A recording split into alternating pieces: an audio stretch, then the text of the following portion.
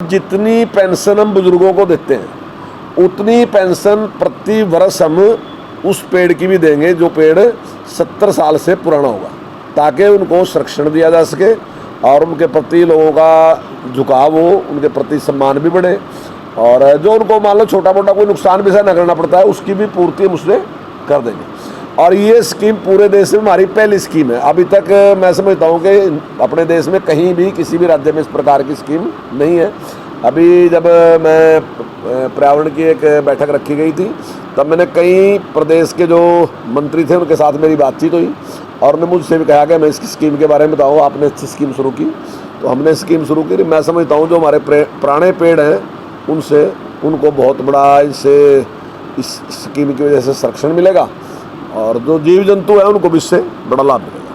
हमने इसकी काफ़ी पड़ताल कर ली और अभी तक 3,300 से ज़्यादा पेड़ हमारे उसमें आए हैं। लेकिन जैसे ही नोटिफिकेशन होगा उसके बाद जैसे जैसे हम ये देना शुरू करेंगे, अगर कुछ और पेड़ होंगे तो निश्चित तौर से वो मालिक हमारे पास आएंगे और वो अगर उसके लिए अप्लाई करेंगे तो हम उनकी भी शुरू कर देंगे। मेरा अनुमान है कि शायद ये 4,000 तक संख्या पहुँच सकती है।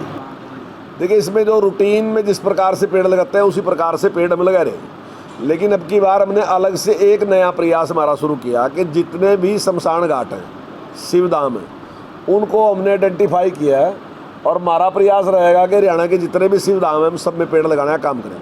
क्योंकि सरकार ने एक निर्णय लिया कि सभी शिवधाम हैं जितने, उनकी चारदीवारी की जा रही। तो चारदीवारी के बाद मेरा ख्याल का पेड़ लगाना वहाँ काफ़ी सुरक्षित भी होगा, क्योंकि पेड़ नष्ट भी नहीं होगा। और दूसरी बात यह है कि लोगों को भी काफ़ी परेशानी उठानी पड़ती है। जिस दिन वहाँ जाते हैं तो आसपास कहीं छाया नहीं होती, दूर दूर लोग खड़े भी होते हैं।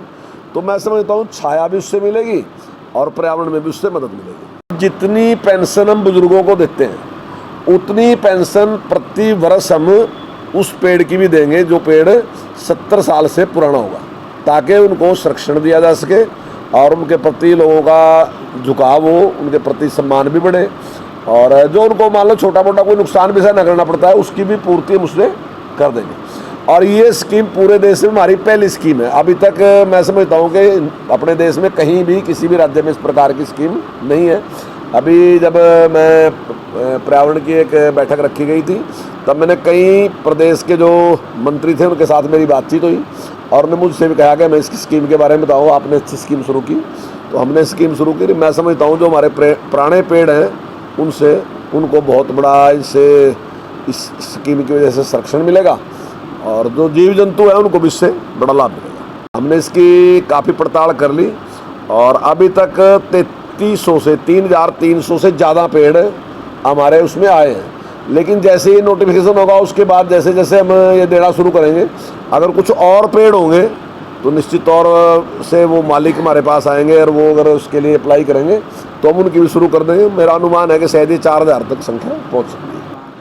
देखिए, इसमें जो रूटीन में जिस प्रकार से पेड़ लगाते हैं उसी प्रकार से पेड़ हम लगा रहे हैं। लेकिन अब की बार हमने अलग से एक नया प्रयास हमारा शुरू किया कि जितने भी शमशान घाट हैं, शिवधाम हैं, उनको हमने आइडेंटिफाई किया है और हमारा प्रयास रहेगा कि हरियाणा के जितने भी शिवधाम हैं हम सब में पेड़ लगाने का काम करें।